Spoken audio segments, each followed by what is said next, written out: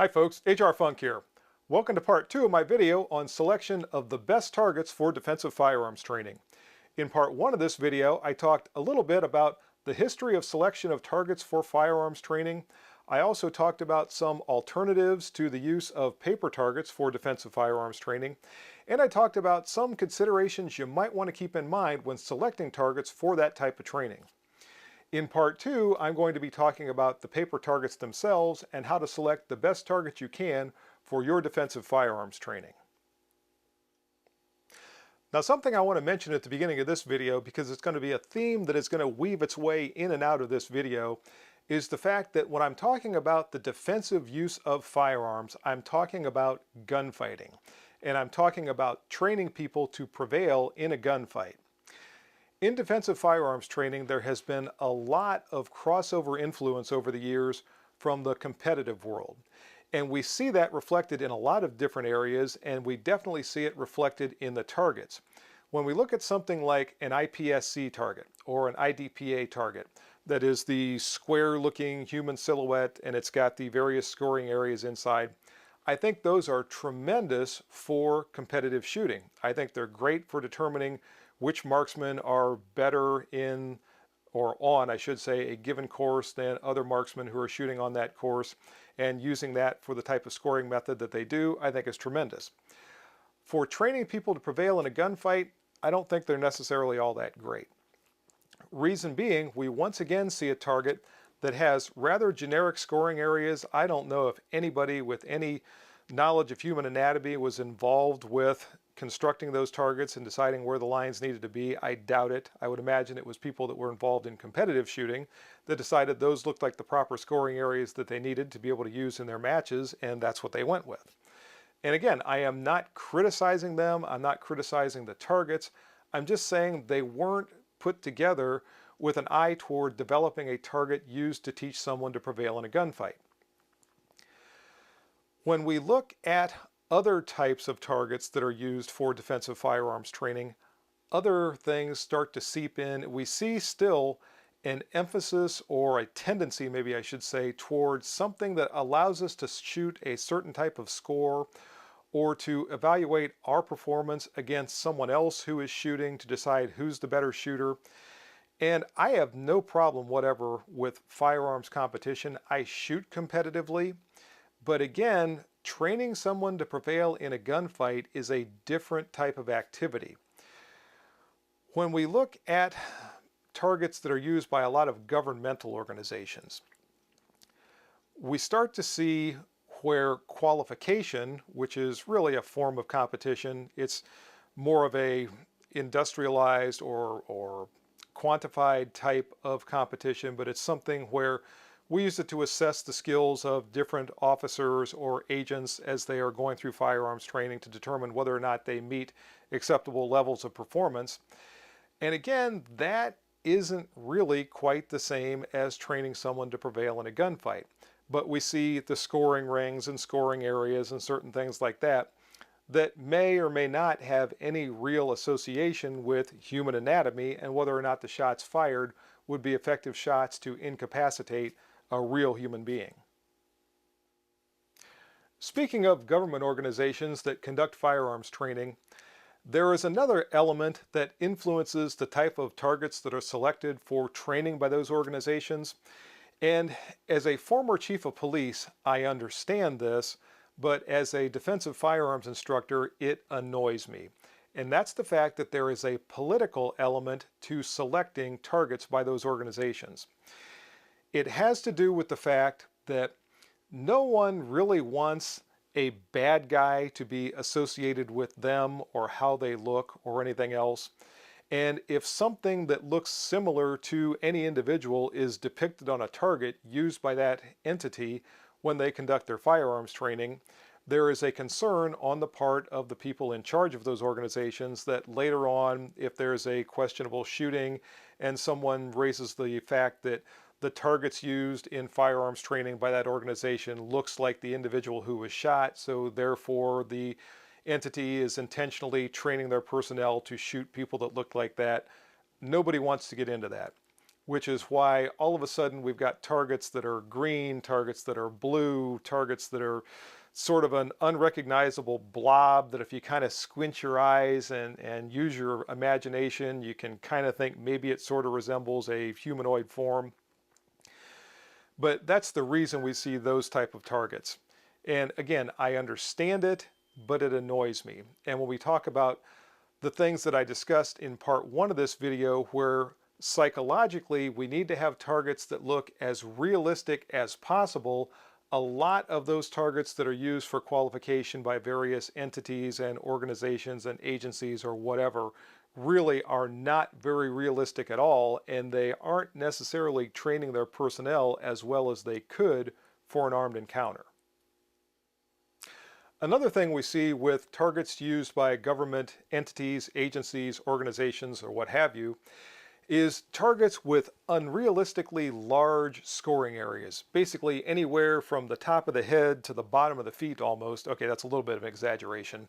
But almost anywhere in the silhouette is going to be an acceptable shot on the part of people undergoing training for that organization.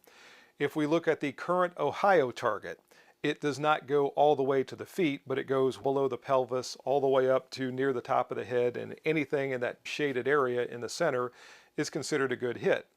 Obviously, we know anatomically we could have shots strike different areas inside of that shaded gray area that may or may not be effective depending upon what exactly they strike on their way through the body. So targets like that are of questionable value, I think, also when it comes to defensive firearms training, because they really aren't giving us the feedback we need to know whether or not we're shooting effective shots.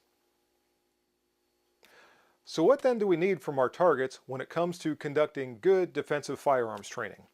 First off, we already know psychologically we need our targets to look as realistic as possible. That means photographic targets.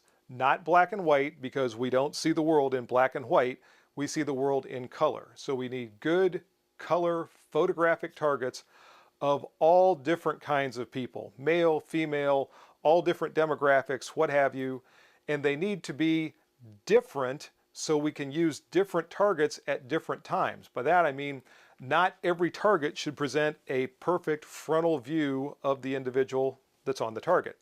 We need to have different postures, different profiles, different targets as though someone is moving, even if they're not moving in the target, obviously.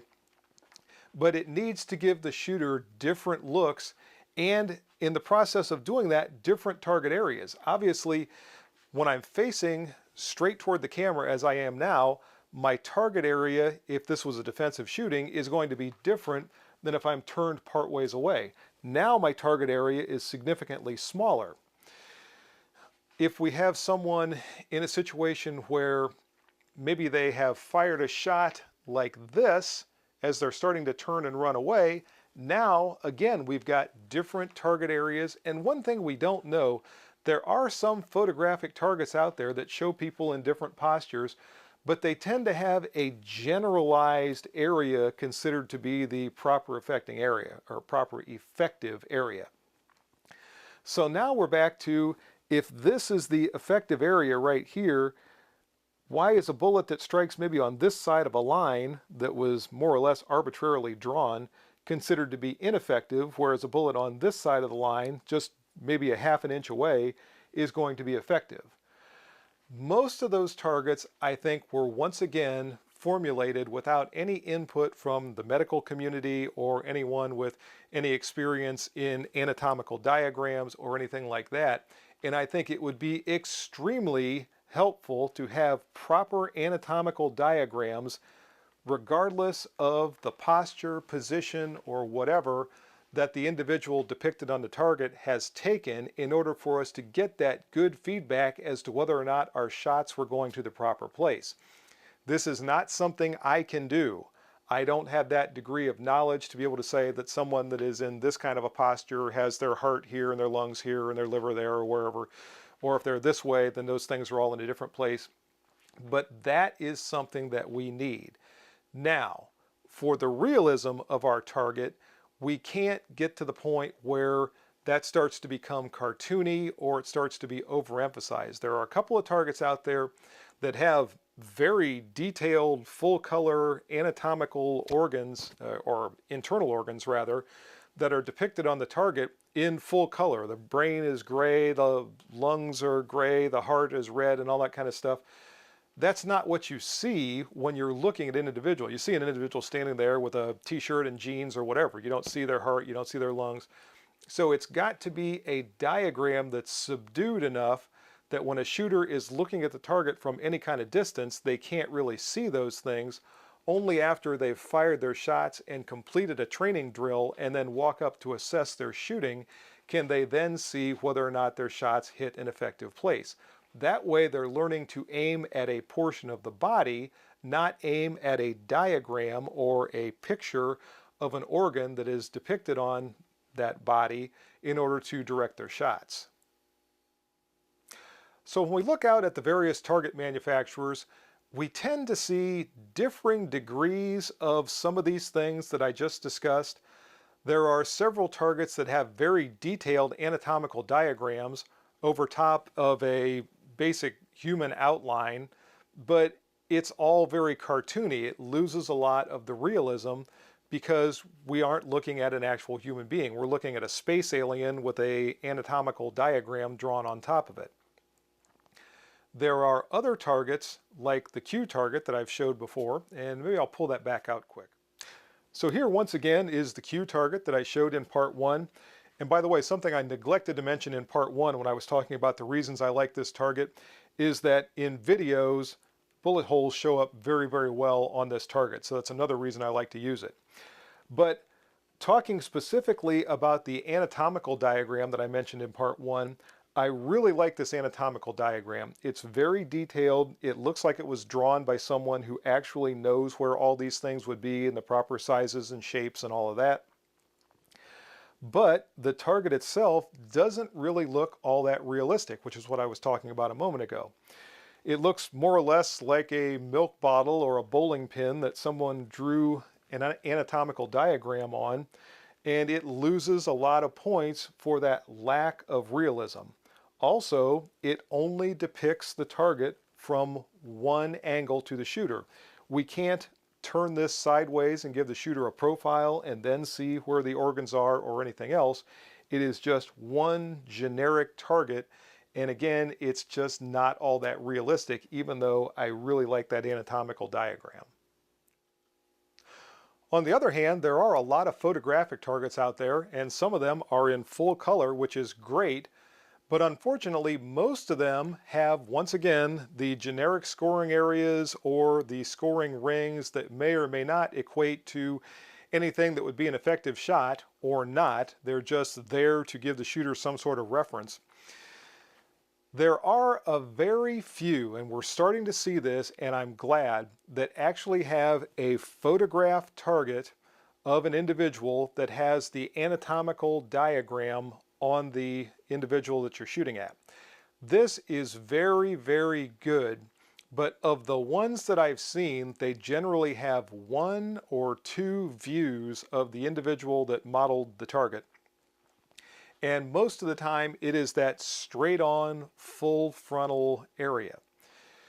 This is something that needs to be developed. We need to have, once again, an array of different people in different postures and different positions, and with the appropriate anatomical diagram corresponding to whatever position the person is in when they're depicted on the target.